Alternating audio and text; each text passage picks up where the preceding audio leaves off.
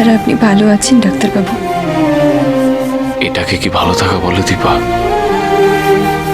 এই যে আমি তোমায় ছুঁয়ে আছি, আমি জানি তুমি আবার আমায় ছেড়ে চলে যাবে, আর তুমি আমায় ছেড়ে চলে গেলে আমার সবটা কেমন গুলিয়ে যায়, কোথাও যেন হারিয়ে ফেলি নিজেকে। খুব পাজেল লাগছে জানো তো, খুব খুব পাজেল লাগছে আমার। নিজেকে এভাবে সত্যি মিথ্যে দোটানায় রেখে কষ্ট দেবেন না ডাক্তারবাবু। এই দোটানার জন্যই তো সব যন্ত্রণা দীপা, সব কষ্ট। আমি ভেবেছিলাম আমি আপনার থেকে দূরে চলে গেলে আপনি ভালো থাকবেন, কিন্তু তোমার সেটা মনে হয়? তুমি দূরে চলে গেলে আমি ভালো থাকবো? কেউ আমাকে বুঝতে পারছে না দীপা। আমার জীবনের ডিসিশন সবাই সবার মতো করে নিচ্ছে। সেই সুযোগটা আপনি করে দিয়েছেন। হয়তো আমি নিজের ব্যাপারে ঠিকঠাক ডিসিশন নেওয়ার ক্ষমতাটাই বোধহয় হারিয়ে ফেলেছি তোমায় হারিয়ে। কোথায় হারিয়ে ফেলেছেন? এই তো আমি আপনার এত কাছে। জানো দীপা, আজকে বাড়িতে আমার আবার বিয়ে করা নিয়ে কথা উঠেছে না। আপনি কি সে ভালো থাকবেন সেটা হয়তো কেউ বুঝতে পারছে না, আপনি নিজেও না। আচ্ছা, তোমারও কি মনে হয় আমি আবার বিয়ে করতে পারি?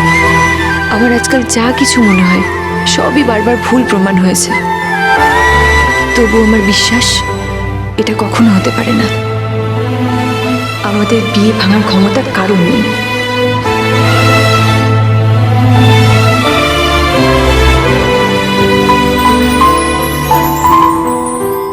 অনেক খারাপ কথা বলেছি তোমায়, অনেক অবিশ্বাস করেছি, কিন্তু বিশ্বাস করো তোমার জায়গাটা আমি কোনোদিনও কাউকে দিতে পারবো না, কাউকে ভাবিও না। আমি বিয়ে করার কথা তো নয়। সময় সবটা ঠিক করে দেয়, তাই আমিও সময়ের উপর সবটা ছেড়ে দিয়েছি। তুমি তো সবকিছু সময়ের উপর ছেড়ে দাওনি, তুমি তো আমাকেও ছেড়ে দিয়েছো, কিন্তু আমি পারছি না তোমায় ছাড়া থাকতে। খুব কষ্ট হচ্ছে দীপা, রোজ নিজের সাথে লড়াই করছি আমি, একটা সংঘর্ষ চলছে প্রতিনিয়ত।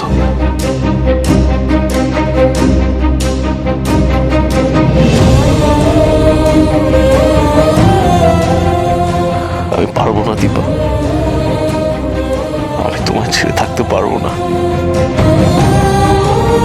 দীপা, কথা দাও আমায় ছেড়ে আর যাবে না।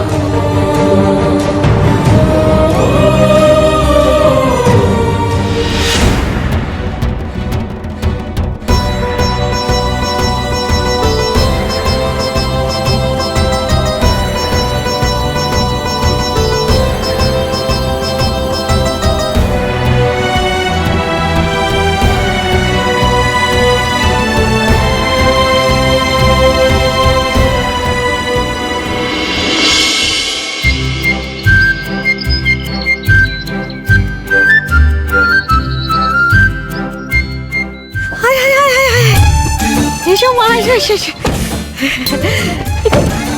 এটা কি? তোমাদের একটা ভালো শপিং মলে নিয়ে গিয়ে শাড়ি কিনে দেবো বললাম, এটা কোথায় নিয়ে এলে এলেবেলে জায়গায়? কি এলেবেলে জায়গা না, কি এলেবেলে জায়গা? এখানে কি ভালো স্টক আর তার উপর এমন ডিসকাউন্ট দেয়। চলো চলো মা, এসো। আরে হয়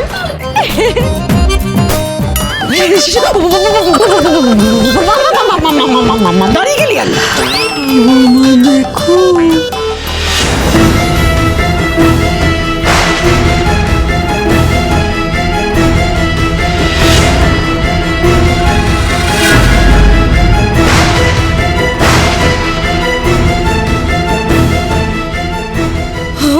দীপা, তুই এখানে?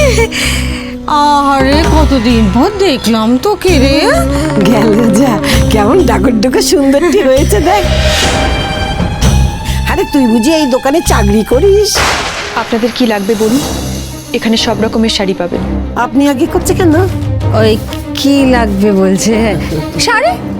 হ্যাঁ, শাড়ি লাগবে। একটু একটু দামি শাড়ি দেখাতো দেখি। এই বিয়ে টিয়েতে পরা যায় এরকম শাড়ি? তোর তো সতীন আসছে আবার।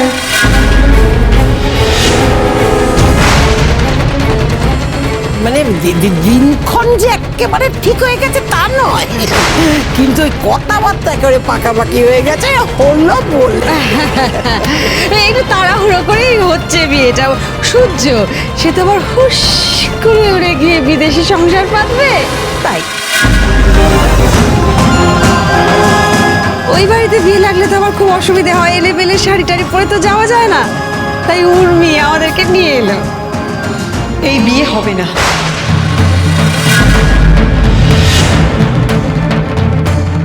তোমরা যা কিছু বলছো সেগুলো আমি বিশ্বাস করি না, কারণ আমি জানি আমি ডাক্তারবাবুর থেকে যত দূরেই থাকি না কেন, এই জীবনে আমার জায়গাটা ডাক্তারবাবু কাউকে দেবেন না। মিলিয়ে নিও। গেল যা, তুই এখন ওই ধরে বসে আছিস? কি বুদ্ধি রে! আরে এই দুনিয়ায় না কোনো কিছু ফাঁকা থাকে না। তোমরা যেটা ফাঁকা ভাবছো সেটা কোনোদিনও ফাঁকা হয়নি। আমরা দুজনে একটা লম্বা খারাপ সময়ের মধ্যে দিয়ে যাচ্ছি, তবে আমাদের ভুল বোঝাবুঝির সুযোগ নিয়ে কেউ যদি নিজের আখের গোছানোর চেষ্টা করে তাহলে আমি তাকে ছাড়বো না।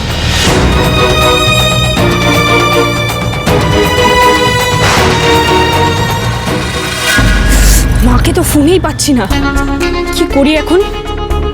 দীপাকে খুঁজে পেয়েছি জানলে মহিলা খুশি হতেন। কি করি? ইয়েস, দাদাইকে একটা কল করি।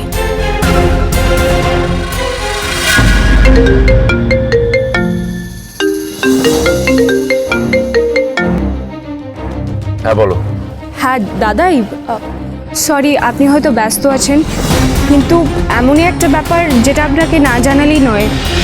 কি হয়েছে? দীপাকে খুঁজে পেয়েছি। দীপাকে? হ্যাঁ, আমি মা দিদাকে নিয়ে একটা শাড়ির দোকানে এসেছিলাম, দেখি দীপা এখানে কাজ করছে। দোকানটা কোথায়? আমি আপনাকে লোকেশনটা পাঠিয়ে দিচ্ছি। হ্যাঁ।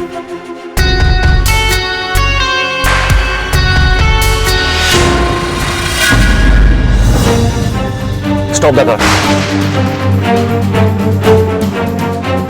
ইউটার্ন কর, ইউটার্ন কর রাইট নাও।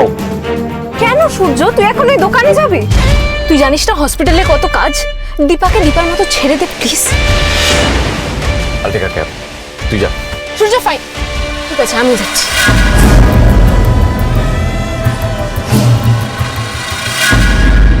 মিশকা মোটেও সুবিধের মেয়ে নয়। দাদাকে বিয়ে করে এ বাড়িতে এলে আমাকেও টিকতে দেবে না। দীপা অন্তত আমাকে সরানোর কথা কোনোদিন মনেও আনবে না, কিন্তু আমি মিশকাকে নিয়ে সেই রিস্কটা নিতে পারবো না। তাই মিশকাকে সরাতে গেলে আমার দিদিকে লাগবে। এগুলো একটু হাই রেঞ্জের, এর থেকে দামি শাড়িও আছে, দেখুন পছন্দ না হলে আরো দেখাবো। বাবা দীপা তো তোর করে উপরে উঠেছিল, এরকম চচ্চর করে নিচে নেমে করে তলা নিতে গিয়ে ঠেকেছিস। তো দিমাগ এখনো যায়নি, শোনো না বজায় আছে। কি বলো? হ্যাঁ ছেড়ে দে, ছেড়ে দে, ছেড়ে দে, তুই শাড়ি কিনতে এসছিস, শাড়ি দেখ না। আমার দিদিভাইটা কোথায় গেল বল দেখিনি? এই তো এসে গেছে। ও দিদিভাই, বলছি এই কেনাকাটার ব্যাপারে কি ওই দামটা মুঠোর মধ্যে রাখবো না যা ইচ্ছে কিনবো? না না, তোমাদের যত দামি শাড়ি ইচ্ছা তোমরা নাও। আচ্ছা, তা বেশ, তাহলে এগুলো থাক, একটু অন্য শাড়ি দেখা। আর ওই দামি শাড়ি কি বলছিলি সেগুলো দেখা। এগুলো দূর থেকে দেখে যেমন পছন্দ হচ্ছিল, রং চং ভালো, কিন্তু তেমন ভালো লাগছে না। ও ওইখান থেকে দেখা তো কিছু।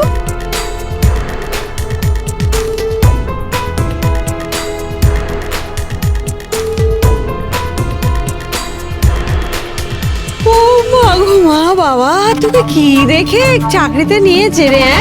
ওটা শাড়ি বার করতে এবারে মাস কাবার করে দিল। হ্যাঁ তাই তো, আমরা বলে তবু সহ্য করছি, অন্য কোনো বাইরের খদ্দের হলে কখন চলে যেত নিজের লোক। তো দাঁড়িয়ে দাঁড়িয়ে কোমর ব্যথা হয়ে গেল। ওই লালটা রং চঙে বেশ সুন্দর দেখতে, জোরে জোরে কাজ করা। ওইটা না আমাদেরকে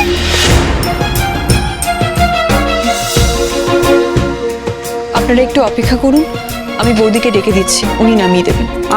গেল যা, এখন তুই মাল কিনতে আসবি, সে উঁচুতে উঠবে, সে লাফিয়ে লাফিয়ে নামবে। আমাদের অত সময় নেই বাবা, তুই ওঠ না, ওঠ। ঢাকা আছে তো টুল এইখানে, চলে পড়ে ওটার পরে। ওট ওট ওট ওট, নামা ওগুলো, খদ্দের লক্ষ্মী বলে কথা, নামা। ওট ওট ওট, আরে খদ্দের হলো ভগবান, উঠে পড়। মরে হরি তো রাখে কে?